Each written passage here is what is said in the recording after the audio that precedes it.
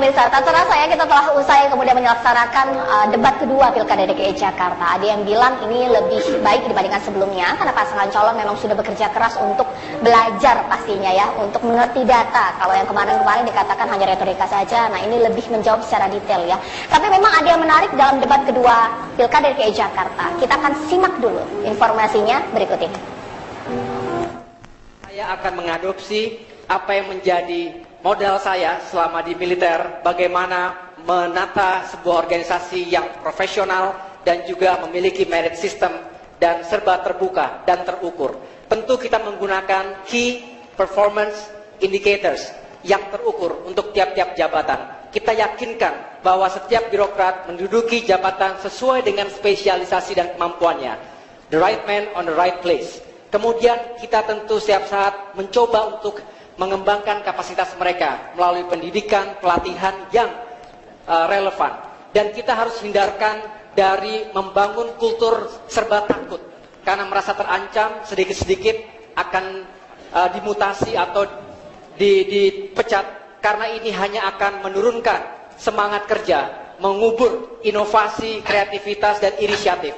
Dan tentu jika kita ingin membangun sistem dan birokrasi yang mapan dan handal, kita harus memberdayakan semuanya. Semua menjadi bagian dari kemajuan Jakarta. Kami jelaskan, banyak sekali orang selalu berpikir kami ini one man show, kerja bukan tim. Kami ini bukan Superman. Kita ngurusin 72.000 pegawai. Bagaimana mungkin sungai-sungai di Jakarta orang bisa begitu puas, begitu bersih, sampah bisa begitu bersih. Pelayanan terpadu satu pintu kami begitu baik. Dan saya temukan banyak PNS yang naik ke eselon 2 begitu bersyukur pada kami. Dia katakan, saya tidak pernah merasa begitu bangga menjadi PNS. Justru ketika Bapak menjadi gubernur lah, ada kebanggaan buat kami. Kami bisa umrohkan keluarga. Kami yang tidak pernah kepikir, seperti kami yang jujur ini bisa naik jadi eselon 2. Tapi dengan seleksi promosi terbuka yang Bapak lakukan, kami yang tidak pernah mimpi eselon 2 jadi eselon 2. Dan kami bawa pulang uang yang banyak sekali sekarang. Dan ini halal. Ini yang membuat kami begitu yakin. Yang kami lakukan dengan talent pool. Apa yang kami lakukan ini sesuai dengan amanat dari undang-undang aparatur sipil negara sebetulnya. Kami lakukan seleksi. Yang tidak senang tentu ada. Orang-orang yang kinerjanya tidak memenuhi syarat. Yang tidak kompeten seperti disampaikan tadi, membutuhkan lebih dari sekedar good governance. Good governance itu pendekatan 90-an. Sekarang kita masuknya eranya open government, di mana pemerintah dan masyarakat bekerja bersama membangun wilayah, negara, dan lain-lain. Pendekatan ini membuat aparatur pemerintah dan warga negara bekerja bersama. Itu pertama. Yang kedua, tidak hanya dengan memberikan iming-iming tunjangan kinerja. Itu baik karena memberikan carrot dan memberikan sticknya jika tidak perform. Tapi yang tidak kalah penting adalah budaya kerjanya. Pemimpinnya harus merangkul, bukan memukul. Pemimpinnya harus mendorong motivasi, bukan malah menurunkan motivasi. Jadi yang dilakukan untuk membereskan persoalan kompetensi itu, satu, libatkan publik. Dua, pemimpin yang memberikan arah yang memotivasi. Tiga, adalah siapkan pelatihan terus-menerus sesuai dengan bidangnya. Ya, ada yang terasa berbeda ya saya. Ketika debat sebelumnya memang yang disasar oleh pasangan nomor 1 dan juga 3 adalah petahana. Kalau sekarang mereka tampaknya saling mengkritik satu sama lain. Tapi overall saya mau nanya ke Pak Agus Pambagio di sini. Sekiranya dari debat kedua tersebut, mereka memang benarkah kaya akan data atau mungkin polanya sama kayak seperti sebelumnya? Menurut saya sih sama, karena kan kalau ke debat ini kan kampanye ya. Jadi ya sesuatu yang baik. Ya, tapi seharusnya sekarang kita juga ini goalsnya adalah menarik pemilih sebanyak mungkin. Ya kan? Dan kalau kita baca di riset-riset, justru yang kasih komentar bukan penduduk Jakarta. Saya bertanya, di mana sebetulnya orang Jakarta? Kalau kita lihat di media sosial ya. Nah, satu. Jadi kalau ini memang dua-duanya mengomentari. Selalu begitu, dari debat pertama kan juga begitu. Karena petahana, ya dia sudah punya programnya, tinggal dikomentari. Cuma mengomentarinya tidak real gitu. Kalau mengomentari apa? Kalau bukan itu seperti apa contohnya? Oh, dia tidak memberikan jawaban dari kan apa yang sudah dilakukan petahana? Ya, dua-duanya yang akan merebut posisi ini. Kan kalau petahana semua sudah tahu apa yang dikerjakan. Nah jadi ketika bilang oh tidak boleh ini, kalau diapakan, dirangkul itu di mana misalnya. Terus tadi harus sama-sama jangan dipecat, dikasih apa namanya punishment reward. Ya seperti apa? Ya kan? Kalau itu ya semua memang secara umum ya begitu manajemen gitu. Ya mungkin saya bertanya ya, mungkin ke pasangan nomor 1 di sini, Mbak Andi Nurpati. Salah satu hal ketika ditanya mengenai perantai birokrasi, Mas Agus ingin mengimplementasikan ketika dia di dunia militer, kemudian dia akan menerapkan di dunia birokrat. Memang bisa seperti itu. Ada yang mengatakan ini sesuatu tidak mungkin, dua hal yang berbeda, dunia yang berbeda, sehingga menjadi kritik dengan jawaban itu. Bagaimana Mbak Andi melihatnya? Saya kira Oke, udah ya. nggak bisa diterjemahkan letter begitu ya, karena memang dunia militer ada sesuatu yang berbeda dengan dunia sipil ya. Tentu Mas Agus adalah pengalaman dia atau beliau sebagai militer itu memahami aturan-aturan pemerintahan dan juga di sana mungkin ada hal yang bisa diterapkan di dunia sipil, misalnya contohnya kedisiplinan ya. Jadi pegawai kita kalau memang dianggap tidak disiplin, maka menurut beliau mungkin bisa diadapt ya, bisa diadaptasikan apa yang dilakukan di militer itu menjadi contoh yang baik bagi pegawai negeri kita atau pegawai-pegawai kita dalam birokrasi, dan mungkin bukan hanya pegawainya saja tetapi juga masyarakat ya, bagaimana bisa berdisiplin, misalnya buang sampah pada tempatnya, tidak membuang sampah di sembarang tempat. Nah, kedisiplinan ini menurut saya yang nggak ada salahnya, apa yang baik di dunia militer itu diterapkan di dunia masyarakat. Jadi jangan diterjemahkan bahwa misalnya itu harus top down, itu harus sistem instruksi, nggak begitu saya kira maksudnya gitu ya. Oke, kalau Mas Agus kan memang sempat mengkritik petahana ya, dikatakan terlalu keras dengan PNS gitu.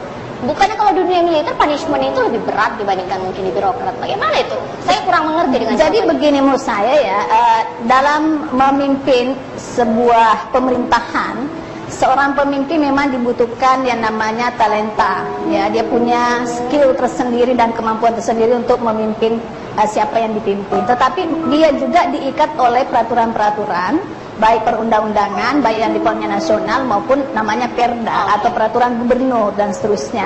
Nah, seorang kepala daerah itu diatur oleh mekanisme-mekanisme seperti itu. Jadi dia nggak bisa semau gue gitu, nggak bisa.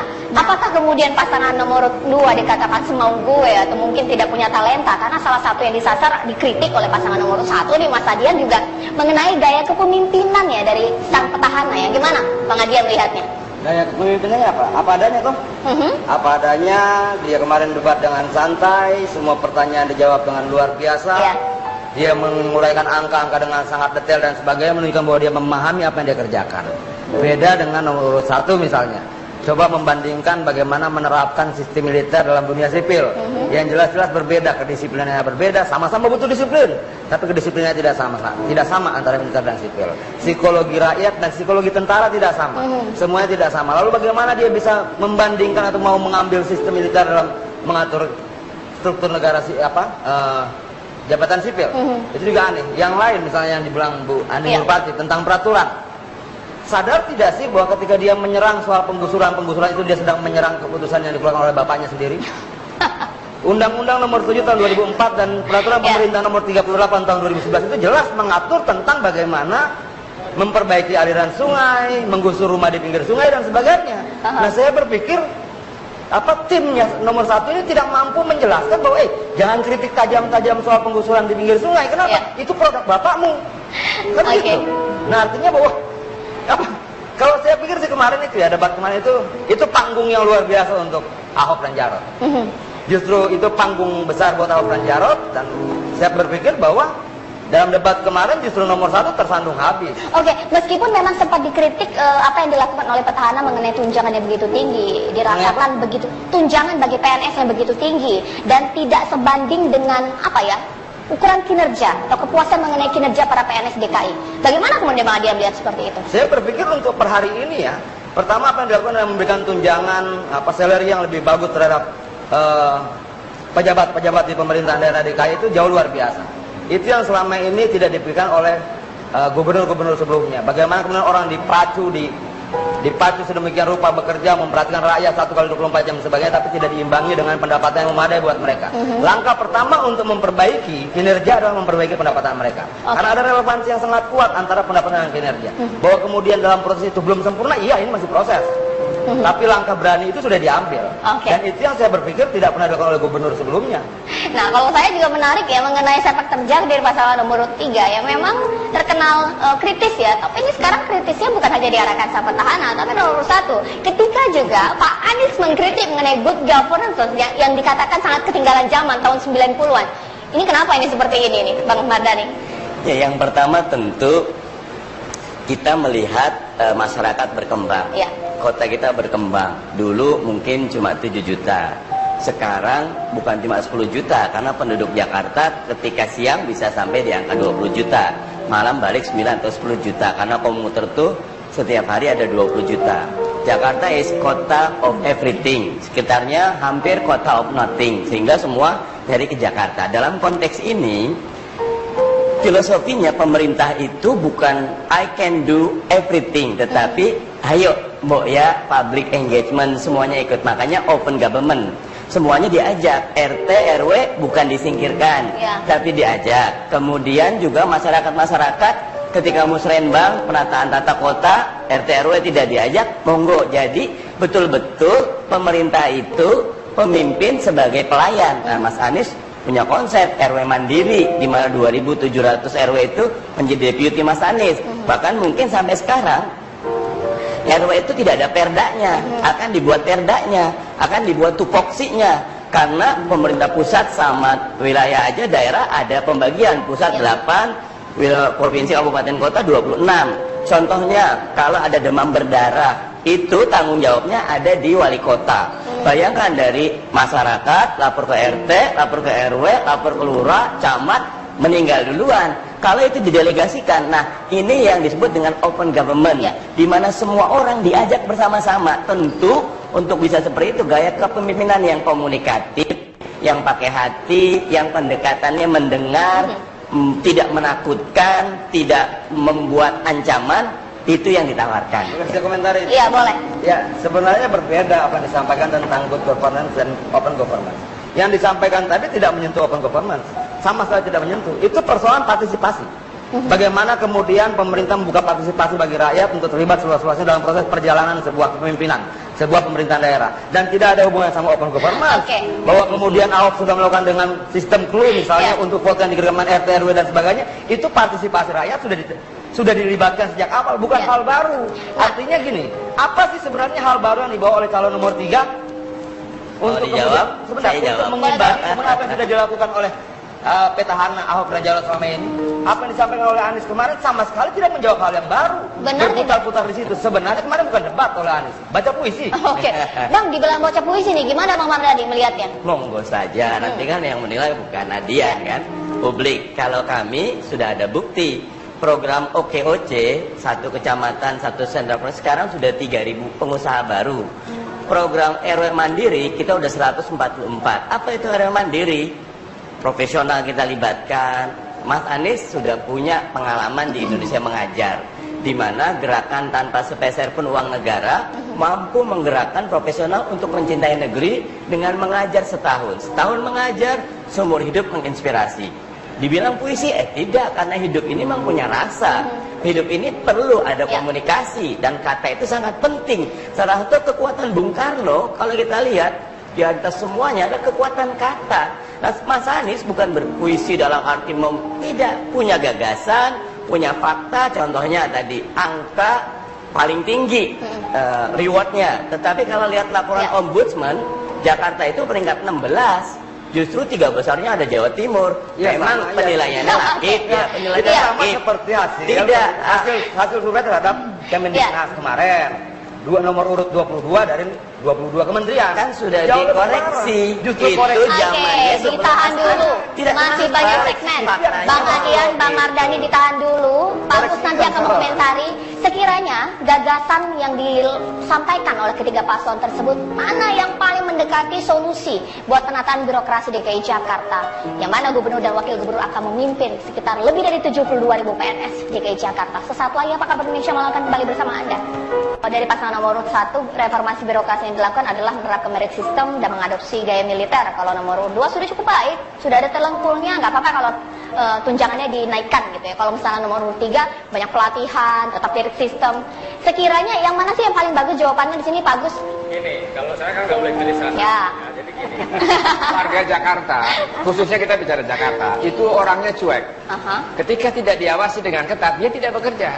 Libur telah tiba, libur telah tiba. Jadi memang harus keras. Nah, sayang Mas Agus tidak menjelaskan gimana caranya itu, meritokrasi kah, apa punishment, rewardnya seperti apa. Ya, kemudian juga Anies menceritakan bahwa ya ini pengalaman ini segala macam, tapi juga bentuknya. Nah, persoalannya warga Jakarta tidak bisa diajak jalan-jalan, tidak bisa diajak bersendaguro lalu jalan, dan juga pejabatnya. Kita tahulah selama ini bahwa tidak bisa kalau dielus-elus itu mau kerja enggak, harus keras, karena disitulah esensi dari sebuah penataan sistem birokrasi. Ya kan, reward punishmentnya sama, semuanya akan memberikan itu tiga-tiganya kan. Nah, tetapi saya tadinya berharap bentuknya seperti apa. Kalau yang ini ada tukin tuh, tunjangan kinerja yang pasif, aktif segala macam. Nah, ini seperti apa?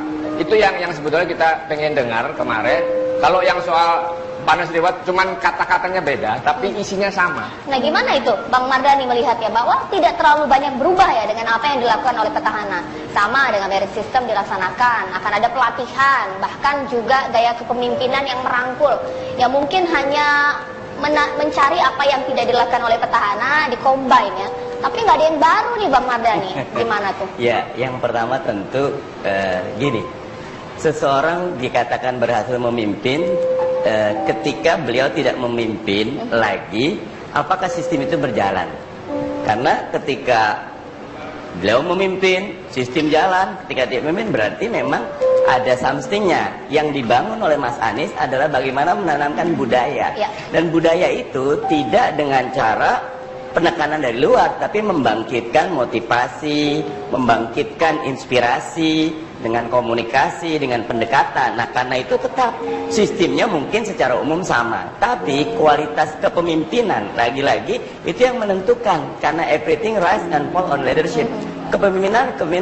Nah, tentu, dan kita memang sedang memilih leader, bukan memilih manajer. Jadi sistem bisa jadi sama, tapi ketika leadernya menerapkan berbeda, hasilnya akan berbeda. Dan kita akan melihat long termnya, orang yang dibangun dengan kepercayaan, tapi dengan ukuran yang jelas, merit sistemnya ada, tentu tadi carrot and stick tetap ada, tetapi lebih utama, ya ayo, kita ini pelayan, kita ini diharapkan sama masyarakat, kita ini dilihat, monggo fakta integritas, ini kinerjanya, ini targetnya, ini waktunya, ayo sama-sama. Dengan pendekatan seperti itu, maka akan menghadirkan ini rumah kita.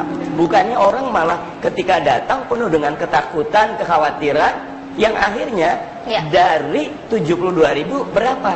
Kita lihat di indeks kebahagiaan versinya Frontier, Jakarta di antara yang rendah juga gitu. Nah, karena itu memang jenis kepemimpinan, lagi-lagi kepemimpinan yang akan menentukan seperti apa suasana yang dibangunnya. Ya, Bang Adian, kalau misalnya saya dapat cerita dari PNS DKI ya, ada sampai istilah ya kalau punya jabatan, udah ulang tahun belum? Maksudnya sudah 1 tahun belum? Kalau belum 1 tahun tuh mereka deg-degan gitu mendapat jabatan tersebut, karena sewaktu-waktu bisa diganti. Ini menandakan bahwa jangan-jangan memang PNS DKI begitu ketakutan ini di bawah kepemimpinan Pak Ahok. Gimana tuh? Ya, sebenarnya untuk sebuah kultur yang itu sudah sebuah budaya PNS di Jakarta yang sudah sekian lama terbiasa berleha-leha, bersantai-santai, orang datang dan sebagainya, apa yang dilakukan Ahok memang menakutkan buat mereka. Dulu kita sering lihat orang datang ke kantor kelurahan, orang datang ke kantor kecamatan, datang ke pemerintah daerah, yang didatang pejabatnya tidak ada, jam kerja kosong dan sebagainya. Lalu Ahok datang memberikan sebuah warna yang baru, tindakan yang tegas dan sebagainya. Bagi mereka yang seperti itu takut ya wajar-wajar saja. Tapi masalahnya bukan apakah perasaan takut mereka benar atau tidak benar, dia tergantung dari apa yang mereka buat. Dampaknya sekarang bagaimana terhadap rakyat? Jalanan bersih luar biasa, sungai-sungai bersih luar biasa. Itu kan sesuatu yang tidak mungkin bisa terjadi kalau tidak ada reward and punishment yang tepat. Nah, sekarang misalnya begini, apa yang sudah dilakukan oleh nomor urut tiga selama ini? Nggak jelas kok. Sebagai menteri juga nggak jelas. Mau presiden saya tidak percaya lagi sama dia. Bagaimana sekarang kemudian minta rakyat percaya sama dia? Oke, boleh komen sedikit ya. Ya. Oke. Itu juga Baik. sebuah alat. Kalau sebelum Bang Mardhani, saya mungkin ke pasangan nomor 1 di sini ya. Bu Silviana Murni cukup dikasih aplaus ketika sebelumnya tidak terlalu banyak menjawab ketika debat pertama. Ini debat kedua ini memang cukup banyak berbicara ya. Bahkan kemudian mengkritik mengenai Pak Ahok dikatakan one man show. Bagaimana kemudian bisa seperti ini? Begitu lugas ya? Ya, saya kira beliau sangat paham dengan Pak Basuki ya, karena beliau satu tim sebetulnya kan sebagai deputi bidang budaya, sangat paham tentang Pak Basuki. Jadi saya kira itu adalah pendapat beliau secara pribadi untuk menilai dalam konteks one man show atau mau seperti apa. Tapi saya kira kembali kepada leadership style ya, kita nggak bisa memaksakan gaya seseorang itu harus sama dengan gaya yang lain. Silakan aja, silakan gaya-gaya ini bervariasi karena orangnya memang berbeda. Tetapi yang kita harapkan adalah sebetulnya outputnya apa gitu ya. Kita ingin bahwa terjadi pelayanan yang maksimal terhadap masyarakat. Karena itu memang pegawai-pegawai kita, baik yang posisinya pegawai negeri maupun yang non pegawai negeri ya, atau outsourcing dan lain-lain itu memang harus diberikan apresiasi bagi mereka yang bekerja dengan maksimal. Nah, kalau mereka menyebutnya tadi, semua pemimpin tadi menyatakan, calon mengatakan ada punishment, ada reward, ya semua pegawai diberikan reward, nggak ada yang mau diberikan punishment. Karena itu saya kira siapapun pegawai negeri sipil atau yang bukan pegawai negeri sipil, kalau misalnya belakangan kita dengarkan ada pegawai kebersihan yang dipecat oleh gubernur. Nah itu mungkin karena kinerjanya kurang bagus, karena mereka bukan pegawai negeri sipil ya bisa saja dengan mudah dipecat. Nah tapi kalau saya mengatakan begini sebetulnya, siapapun yang menjadi kepala daerah, kalau Mas Agus tadi sebetulnya ini memimpin dengan gaya menggunakan hati ya.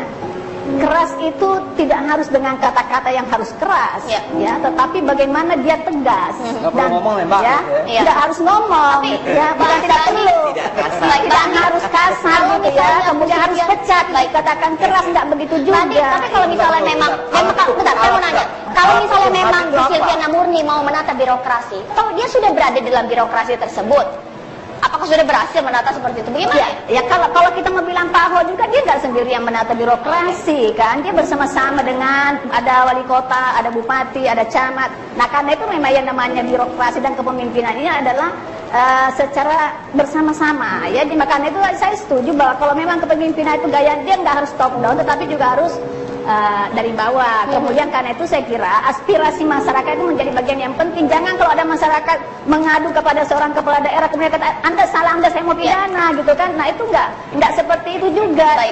Kalau misalnya Bang Mardhani, kalau ketika memang yang diserang dari petahana itu adalah profil ya, ketika diserang juga Pak Anies dari segi profilnya, gimana itu Bang Mardhani? Singkat saja. Ya, Mas Anies nggak pernah nyerang profil.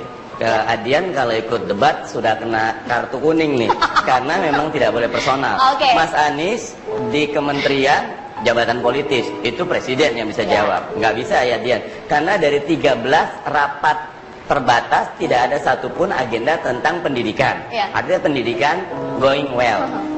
Ketika tahun ajaran baru ada edaran nganter anak, luar biasa sekali. Anak bahagia, orang tua bahagia, guru bahagia. Hari itu hari yang sangat membahagiakan. Itulah karena itu memang bahagia ini beda ya. Jadi begini, kalau pendekatan yang sifatnya saklek, ikut aturan, monggo, ya itu karakter, silakan. Tetapi kami satu orang saja dihina di publik, satu orang saja mendapat digusur, saat itu ke musibah kemanusiaan. Bagaimana anaknya, bagaimana orang tua, tentu ada yang harus dikorbankan. Tapi caranya tidak seperti itu. Itulah kekuatan karakter kepemimpinan. Ditahan dulu Bang Adian. Ini kita mau break dulu ya, karena nanti sesaat lagi memang semakin panas ketika dalam pilkada. Maksud saya dalam debat kedua kemarin, ketika saling berdebat, ada yang lupa untuk bertanya, ada yang melerai ketika kemudian saling ramai ya.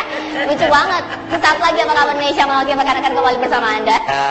Kemarin mendengar ada inkonsistensi terkait dengan kebijakan program reklamasi. Di satu sisi, Pak Anies menyampaikan bahwa nanti akan kita kaji. Di lain sisi, reklamasi harus dihentikan. Tolong berikan penjelasan kepada kami. Bagaimana kalau kebijakan kita untuk mengkaji dan bagaimana kalau untuk menghentikan? Terima kasih. Kita berbicara tentang reklamasi untuk siapa?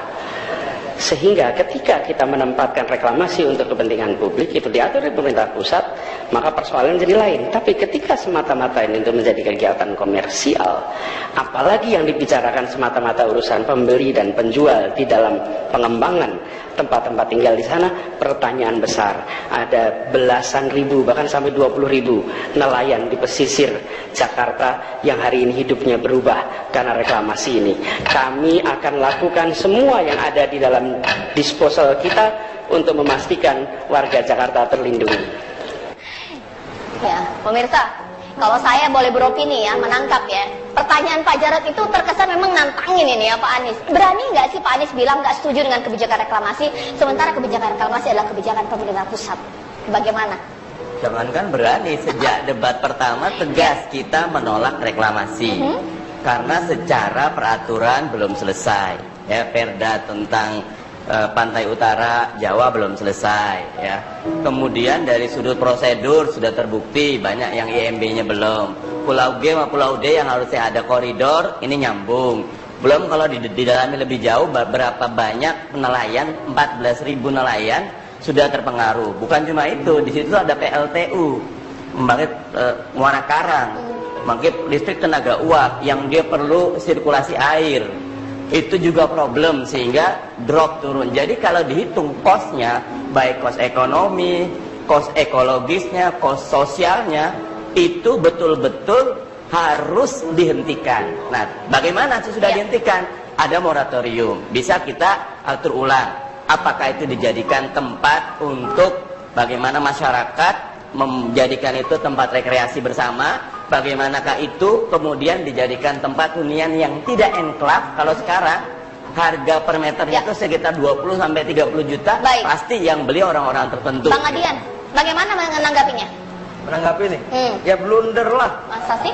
Ya, dihentikan moratorium, dibangun kembali dan bla bla bla bla bla. Artinya persoalannya di reklamasinya atau di fungsinya. Artinya kalau kemudian digunakan kembali kan tetap fungsinya tetap reklamasi berjalan. Ini kan jadi blunder. Dan memang ini ciri khas nomor 3, bikin blunder persoalan.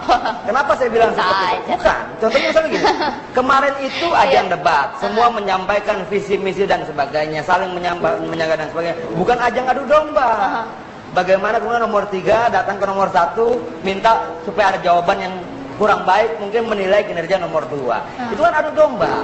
Itu karena walaupun dikemas seperti apapun soal nomor 3 ini manusiawi, punya hati dan sebagainya, tapi trik adu domba begitu tidak bagus. Nah, itu kekanak-kanakan, tidak sehat. Saya juga nanya ke Mbak Andi ya, ketika memang Bu Silvi sempat umpai gitu untuk pertanyaan saking emosionalnya untuk menjawab pertanyaan tersebut. Ini kok bisa ini memancing gelak tawa pada saat debat tersebut. Ketika Bu Silviana Murni menjawab pertanyaan tersebut, tapi dia lupa nanya ini ke Pak Anies. Itu kan tahu kan gimana itu? Saya kira kalau debat ya apa saja bisa terjadi. Ya, orang bisa lupa, orang bisa memang sengaja nggak mau menjawab yang ditanyakan. Karena lupa, tetapi memang waktunya habis. Jadi banyak hal yang bisa terjadi. Banyak hal yang bisa terjadi. Tapi ya akhirnya kan Mas Anies datang mendengar ya dijawab lah. Apalagi kalau misalnya yang ditanyakan dia bukan dia yang dituju. Kalau tadi misalnya disebutkan memang itu menusuk nomor 2 tapi melalui nomor 1 kan bisa saja itu strateginya nomor 3 bisa terjadi itu. Nah kalau ini bukan kewenangan dia atau apa dia biasanya dia nggak jawab. Yang kedua memang soal waktu ya, saya lihat banyak yang terbentur soal waktu. Tapi memang kalau saya boleh komentari seperti memang cocok jadi gubernur tuh Bu Sil. Kalau gubernurnya gitu Bang? Kalau Anda bilang begitu, Pak Adian, kalau Anda bilang begitu berarti Anda tidak menghormati keputusan partai politik pengusung. Berpendapat. Anda nggak boleh mengeluarkan pendapat seperti itu karena undang-undang. Baik, ditahan dulu. Nah, tidak ada seorang gubernur juga yang menguasai seluruh hal, ya, karena dia butuh namanya staf ahli, butuh bawahan-bawahan. Dari debat kemarin kan kelihatan yang menguasai persoalan itu Bu Silvi. Ditahan dulu Bapak-bapak Ibu-ibu, ditahan dulu. Persis apa yang dilakukan oleh pasangan nomor 2 ketika ada yang berdebat, kemudian pemirsa, Pak Ahok melerai ya pasangan nomor 1 dan pasangan nomor 2 ini menjadi cerita unik. Saya nanti tanyakan ke Pak Agus bagaimana komentarnya. Sesaat lagi Pak Kabar Indonesia Malam kita akan kembali bersama Anda.